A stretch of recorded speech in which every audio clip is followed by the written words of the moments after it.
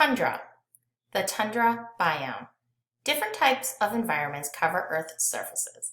These regions and the communities of plants and animals that live in there are called biomes. Desert, grassland, rainforest, and ocean are all examples of biomes. So is the tundra. Many factors play a part in creating Earth's biomes. Two important ones are latitude, how far a location is from the equator, and elevation, or height above sea level. Both affect how warm or cool a place is.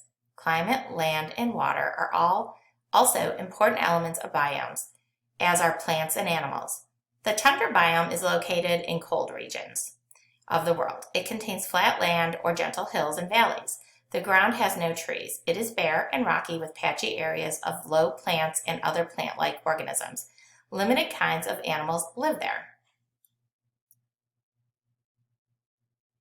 The tundra is home to a group of plants and animals, including musk oxen, that make up a community. Most of Earth's tundra is in the Arctic, which is north of the Arctic Circle. Tundra is also found in alpine settings high up on tall mountains. About 1/10 of the Earth's land is tundra, and about 1/3 of that is alpine tundra.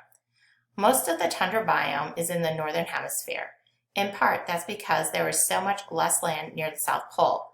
Also, ice covers most of Antarctica, which is mainly considered a cold desert. However, some tundra plants grow in mild areas along its coast. The main regions of Arctic tundra, shown in white, are located in northern Canada, Alaska, Russia, and Scandinavia, as well as some areas of Greenland and Antarctica. Alpine tundra, shown in gray, is mainly found in Asia, Europe, and the western sides of North, Central, and South America. Permafrost contains the frozen remains of dead plants and animals. These remains hold large amounts of carbon. If the permafrost stays frozen, the carbon stays trapped. However, if the permafrost thaws, carbon dioxide and methane escape into the air. These gases contribute to global warming. The permafrost in the southern Arctic is melting as a result of climate change. When permafrost melts, surface temperature increases, organic soil deepens, permanent thaws and carbon is released, carbon dioxide and methane in the atmosphere increases. This is the diagram that shows the cycle of melting permafrost and the release of heat-trapping carbon into the atmosphere. Tundra plants. Plant growth in the tundra is affected by many factors.